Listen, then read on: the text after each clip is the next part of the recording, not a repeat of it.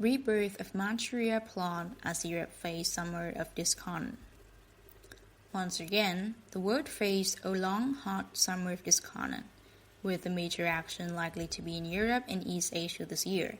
The EU is likely to experience regime change due to the popular anger as warm weather brings in yet another massive wave of mostly male Muslim immigrants.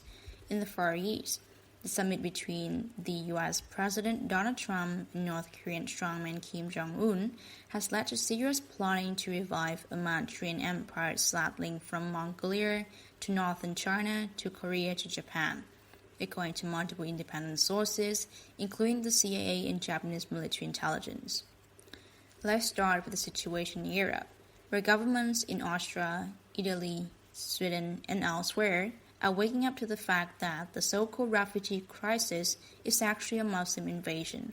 This is no exaggeration, since over 60% of the roughly 5 million refugees who have arrived in Europe since 2013 were men. Put another way, an army of 3 million military-aged Muslim men was invaded Europe by stealth means. This is not just a random occurrence, either. The refugees are being handed false papers. For example, Afghan and Pakistani men are being given travel expenses and allowance, as well as fake Syrian passports by a Peter Freemason self-appointed social engineers who are behind this crisis. As we have mentioned before, we were told when we visited the P2 in Italy a few years ago that the plan was to force Islam and Christianity to fight each other in order to merge the two into a single world religion controlled by them. This is the background to a series of new events that popped up last week as the warm weather began in earnest. First of all, we have the new Italian government getting into a war of words with France after deciding to stop admitting boats filled with refugees. Then we have the government of Austria kicking out imams and mobilizing its border police as a wave of 80,000 migrants approaches its border.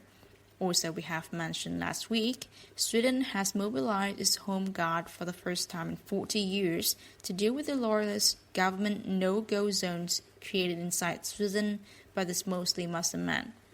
The crisis is likely to overthrow the two regimes, those of France and those of Germany, that are still going along with plans to increase the inflow of refugees. Members of pro-refugee German Chancellor Angela Merkel's government are now saying that she will be replaced within a week because of her refugee stance. The situation is expected to come to a head at the NATO summit meeting scheduled for July 11 and 12, 2018. Russian President Vladimir Putin will be meeting US President Donald Trump around that time, according to Russian government sources.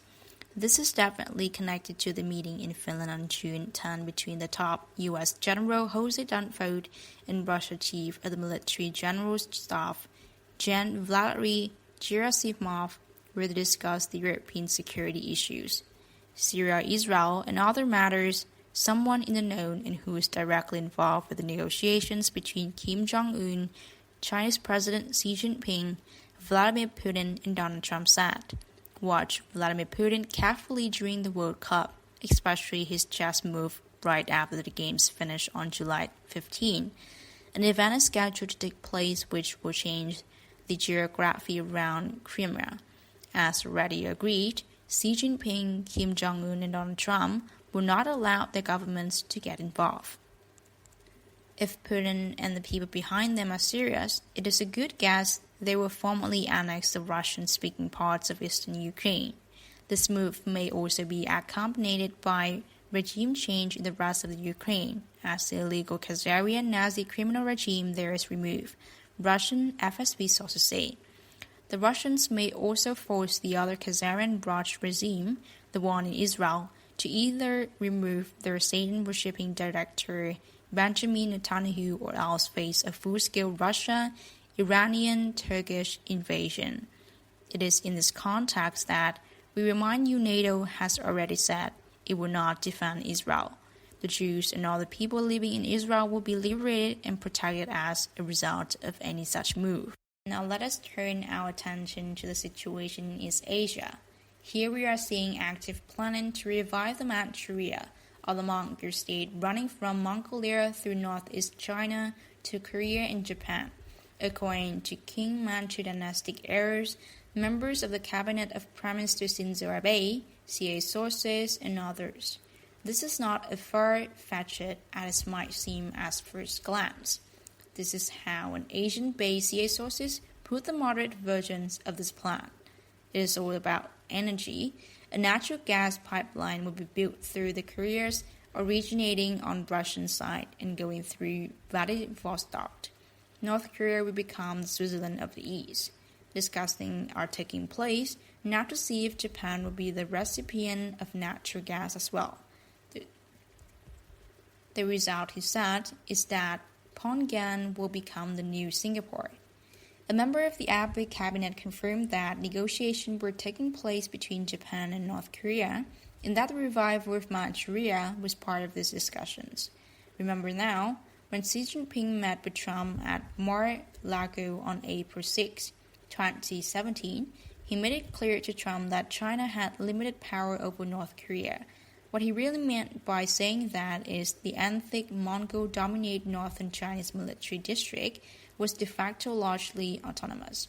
That is why, even though Xi, at Trump's request, later announced sanctions against North Korea, these were not enforced at the ground level. The Manchu lawyers, for their part, insist that the G7 financed the Marshall Plan with gold stolen from them. If the Americans and the Russians agree with them, and suddenly control over much of the money that helped develop the G7 and later China will fall into new hands. That is, a Mongol, Russia-US military alliance. This could be the real reason why the other G7 countries were throwing cold water on North Korean-US summit and their newfound friendship. That is why it will be interesting to see what Putin and Trump tell the Khazarian-controlled rest of NATO in July. Also, there was one news item out last week to support this writer assertion that North Korean nuclear weapons are really Japanese nuclear weapons. There was an announcement by the Japanese government after the Kim-Trump summit that it would reduce its plutonium stockpile due to the U.S. pressures. Making plutonium is the most difficult obstacle to making nuclear weapons, and if you have it, you basically have nuclear weapons. For example, if you drop 10 kilograms of plutonium from the top of a ladder onto 10 other kilos of plutonium, you get a nuclear explosion. Japan has enough plutonium to make 6,000 nuclear weapons and also have rockets missile and can hit anywhere in the world. As President Boris Yeltsin once observed, Japan was in the habit of telling world leaders it was a nuclear power, even as it remains as a non-nuclear public state. So as this new item indicates, asking North Korea to get rid of nuclear weapons is turning out to mean asking Japan to get rid of nuclear weapons. Another sign this US, Russia, Mongol, Japan, Korea, etc. alliance is emerging is that, for the first time since 1916, a member of the Japanese royal family is visiting Russia. These things do not happen by accident. Another piece of puzzle in this news item about the King of Thailand announcing he would take control of Thai royal access. Here's how CIA sources in Asia explain the move. The king is pulling away from the junta. He knows that they are controlled by the Khazarian Zenith cable. The figure of $30 billion is extremely conservative. It is 10 times this amount and more when you add it in the Royal Thai gold holdings. In other words, it's a good guess that the legendary Thai Royal Gold is going to be added to the King Manchu Gold in a move to take control of the global financial system away from the Khazarian mob. It is this context that we must look at Trump's declaration of a trade war against the EU and China. Pentagon sources say the move is aimed to force the rebooting of post-war financial system and take it out of control of the Khazarian mob. Furthermore, the removal of the Khazarian mob from U.S. levels of power countries, the biggest news ignored by the Khazarian-controlled corporate propaganda media, was an announcement by the Justice Department on June 11 that more than 203,000 pedophiles have been arrested. Also, AT&T has been allowed to take over Time Warner, which, according to Pentagon sources, means that CNN is going to be forced to stop its blatant propaganda and to actually start reporting real news again.